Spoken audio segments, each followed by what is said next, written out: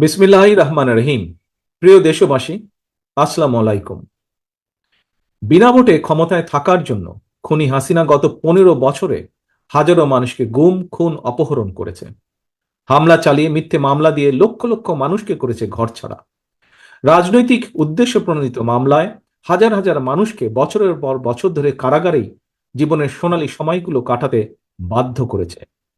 খুনি হাসিনার অত্যাচার, নির্যাতনে, নিপীড়নে দেশের গণতান্ত্রিকামী মানুষ ক্ষুব্ধ, বিক্ষুব্ধ এবং এ কারণেই গণ আন্দোলনের মুখে খুনি হাসিনা পালানোর পর নির্যাতিত নিপীড়িতদের কারো কারো হয়তো আচরণে হয়তো বা ক্ষোভের মারাত্মক বহিঃপ্রকাশ ঘটেছে। প্রিয় দেশবাসী, গণহত্যাকারী খুনি হাসিনা পদত্যাগ করে পালানোর পর আমি তাৎক্ষণিকভাবে দেওয়া একটি বক্তব্যে সবার কাছে আহ্বান জানিয়ে বলেছিলাম, বিজয়ের কাছে পরাজিতরা নিরাপদ থাকলে বিজয়ের আনন্দ মহিমান্বিত হয়। তবে আমি খবর পেয়েছি দেশের কোনো কোনো জায়গায় কিছু কিছু অনাকাঙ্ক্ষিত ঘটনা ঘটেছে।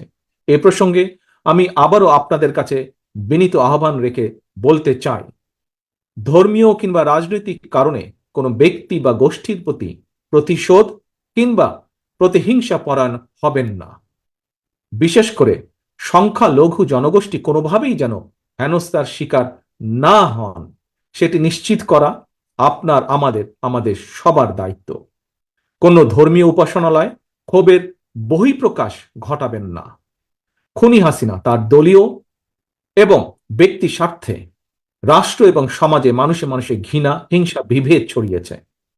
তবে আমার বক্তব্য স্পষ্ট, কাউকে সংখ্যালঘু হিসাবে বিবেচনা করার প্রয়োজন নেই। বাংলাদেশে মুসলমান, হিন্দু, বৌদ্ধ, খ্রিস্টান, বিশ্বাসী কিংবা অবিশ্বাসী কেউ সংখ্যালঘু নন, বরং আমাদের একটি পরিচয়, আমরা সকলে বাংলাদেশী।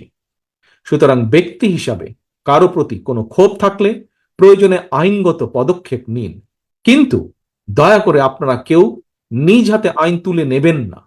অন্যকে নিরাপদ রাখুন, নিজেকেও নিরাপদ রাখুন।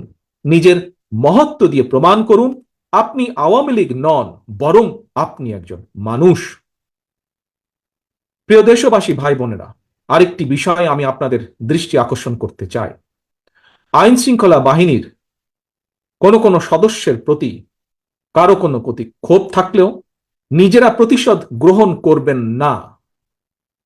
আইন শৃঙ্খলা বাহিনী কিংবা জনপ্রশাসনের কেউ অন্যায় করে থাকলে রাষ্ট্রের প্রচলিত আইন অনুযায়ী তাদের বিরুদ্ধে ব্যবস্থা গ্রহণ করা হবে।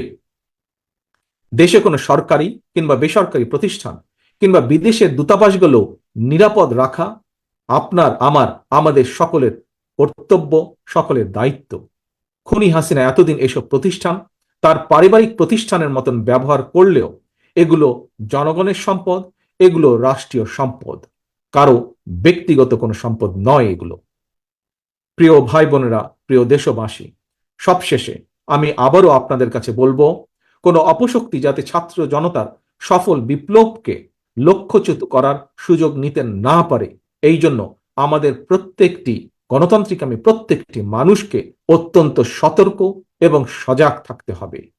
এটি এই মুহূর্তে বিএনপি সহ বাংলাদেশের পক্ষের প্রতিটি রাজনৈতিক দলের নেতা, কর্মী, সমর্থক, শুভাকাঙ্ক্ষীদের প্রতি আমার বিশেষ আহ্বান। আল্লাহ হাফেজ। বাংলাদেশ জিন্দাবাদ। বাংলাদেশ জাতীয়তাবাদী দল জিন্দাবাদ।